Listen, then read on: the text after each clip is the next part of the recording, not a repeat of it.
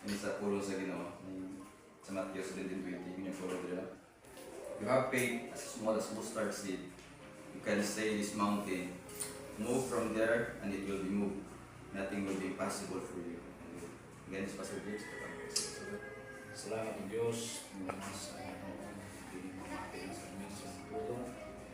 Salamat naman sa pagkakaroon ng Spirit of Brother Richard, mga babaeng ni Holy Spirit. We welcome you. Mga tulong-tulong ka na. Gamit ang ating Kristo. Jesus' name. Amen. Amen. Kabalo tayo kung sa kagamanan ng faith. 17:20. Yatag sa Ginoo ninyo. Ang pagtuo na to sa iya hindi ka. O kanini ka no na mabasa to sa Romans 10:17. Faith comes from hearing, and it's the hearing from the word of God. Kining pagtuo nga na gihatag sa Ginoo sa tuwa. Ikali sa iyang pulong. So, ang ihatag sa Ginoo sa tuwa dili. Ibinatay gamay ang pagtuo. Makapalihog ta sa mundo. Kung sa muna kagamanan ang ihatag sa Ginoo sa tuwa, magtutuo. Mga faithful sa Ginoo. No? It will be a very small seed. So, yung pinakagamay. Huwag ito taraw ng pinakagamay yung seed. Murag mo sila yung pinakagamay sa kalibutan ng mustard seed. Murag mudakop sa disya, nakadakop niya kahoy na. Muni ang gihatag illustration sa Ginoo sa tuwa. Sa tuwa natin gamay na sa tuwa. Pinakagamay yung ito. Dakop kayo nga mudakop ni Mayo sa tuwa. Karon ison, mabanaw sa inyo. Kaning pagtuo na to, naka-desire na taga or niya ko sa pagkasing-kasing sa tuwa ng desire na maluwas ang atong mga kaigsunan, atong mga relatives, mga kailan to sa atong binabuhi o sa kinukuhin na to. Hallelujah. Sila na magsuon. Pag naamon ang pagtuo, bless kayo na. Atong i-desire dili sa para sa pagkaling ng desire sa uban ng kaigsunan. Yes. So, kaya na magsuon. Ang kaaway ni kalibutan na kabalo kailangan kita sa Satanas. Mungkin na siya tig-pagsuan pa. Tig-pugong sa atong pagtuo. Tig-pugong sa atong pagnalagad sa Ginoo. Tig-pugong sa panalangin sa Ginoo sa tuwa. Kung atong sabto ng pulo sa Ginoo dire, galing nga kwala. Dili gusto ni Satanas nga magmadaugon ta. Dili tagtangon ni Satanas ang pagtuo nga na nato nagigugta nato. Ilugo niya. Ang pinaka-content niya, siya gusto nga ang atong mga kailam ang nagkakasipon na nato. Nga layo pa nato, agawa kaya sa kamaturan, pagkabalos sa kamaturan. Hindi mauba nato sa langit. Muna yung gusto. Unang wako niya pagtuo sa tuwa sa atong kauligan. Hindi ta ka-share sa uban, hindi ta kahatag uban, hindi ta ka-share sa gospel sa Ginoo sa uban. Ang kaya pagtuo mo, di na ito na mapaabot sa uban, kung di na ito ma-share ang pulong sa Ginoo.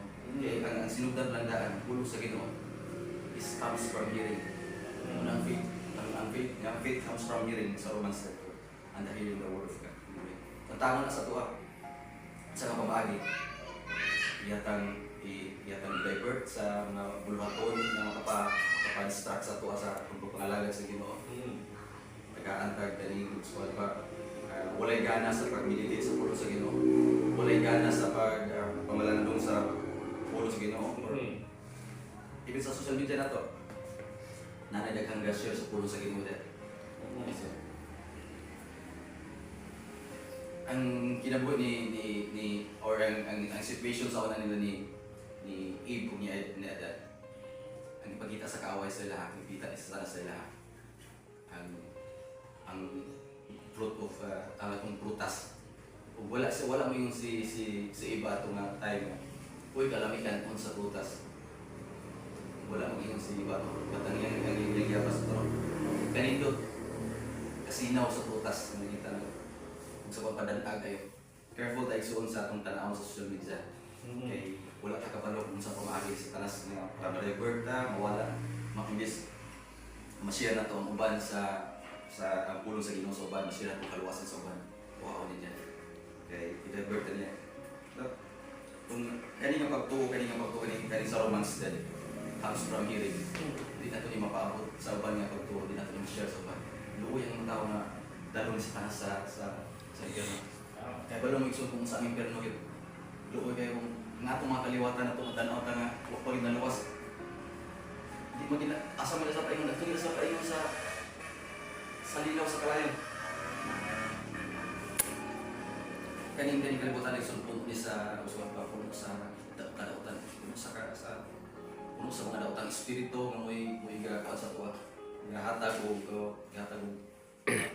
mulig sa tuwa sa pagpakasala, mulig sa tuwa sa kalautan para mawala, maundang ang blessing sa Ginoo, mawala ang blessing sa Ginoo, mawala sa pagtuo, maputang sa pagtuo. Hallelujah. Remember magsuon sa Matthew 6:33, nag-iunang pulong sa Ginoo daya. Seek first the kingdom of God. Sabi sa iba, sutaan ninyo ang gingharian sa Ginoo. And His righteousness and all these things shall be added unto us. Yes.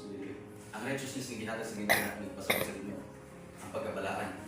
Kay balaan ng Diyos sa ang atong blessing na to, dili ang butang ang kaligtasan ang langit ng kingdom sa Ginoo. Kaya ang tanan igasunod ra gina.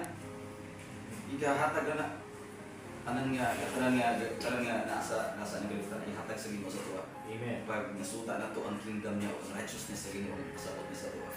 Hallelujah. I remember so sa 2015 hangtod sa 2020 sa akong life testimony na kinabuhi ko ng butanga sa pagkadautan, pagkapalahubog, pagkatalamati, pagkaadik sa shabu. Even nakakuha na ko sa pulo sa Ginoo, tutok sa pulo sa Ginoo kay by 2015 nakapabaptize ko. At nalinglang ko na panahon na, nalinglang ko na gusto ko pa na disipo sa dautan na. Huwag ko balo kay ang dautan, mura siya normal nga kauban-uban na to, ginagawa sa tuwa, at ginafeed na ta sa, ginadisib na ta sa dautang espiritu nga nagpalibot sa tuwa. Wala dito siya makita na. But kung atong ituon ang atong kinabuhi sa pagbasa sa pulo sa Ginoo, sa pagminaw sa mga gawali ng social media. Kaya naman nga, I believe, matangtang ina, pulis rin na siya. Sa time sa una kinabuhi ako sa kalibutan, parang pagkapalahog na, pagkatalamati na ako, nakabuhi pa ako. Huwag mo ibasa-basa ang Biblia. Huwag meditate sa pulo sa Ginoo, huwag panahon sa pulo sa Ginoo. Ang tanang panahon ako nasa kalibutan ka na. Ngayon so, ang pagkamataraw ng isuta sa isulog sa ating Ginoo na ito dire nga kayo sa ihatag sa tuwa. Pagkamataraw, langit nun nga pagkamataraw, pagkabalaan. Nagikanat na sa akong pagtuo. Kung mulakan ta sa akong pagtuo sa Ginoo, experience ako sa una na ingon ako sa Ginoo na Lord, pagkuha ko Ginoo, kung ikuha akong kinabuhi niyo. Karon ko balong ang ihatag ako sa Ginoo. Gusto ko pakalipay kadasig pirmi sa pangalagad sa Ginoo. Isa lang sa testimony nga i-share ako sa inyo nga nindot kay ang panalangin sa Ginoo pag naata niya pirmi. Nindot kayo ang grasya sa Ginoo pag naata pirmi. Ang kalinaw na ang kalipay. Hallelujah. So dalawang suot. Ang blessings, ang promotions, ang breakthrough sa atong pagtubo sa Kristo pagkakasuhanan. Magsugod din sa humility or submission. Ang may humility and submission pagpaubos o pagsagita sa Ginoo. Nagbalaogon si David tungod sa iyang mapayumsanin. Ginansa sa Ginoo nga siya ang amans after God's own heart. Nagsunod sama sa kasing-kasing sa Ginoo, nagbalaogon siya, napili na pinakadakong lulayat na nakontra nila. Hallelujah. Misha si Drak Abditiko, na-experience nila ang gahom sa Ginoo tungod sila pagtuo sa pagtindog nila sa Ginoo, sila pagtuo. Unang mensahe karon gusto nila pagtuo nga nato. Powerful din na. Ayun sa pulo sa Ginoo sa Mateo 7:21 nga ang tanan nga imposible nga butang mahimo na nato pag natay pagtuo. Hallelujah. Talay ko rin ito sa naisuot. Ang tanan ang palit ko sa maya sa Ginoo. Amen.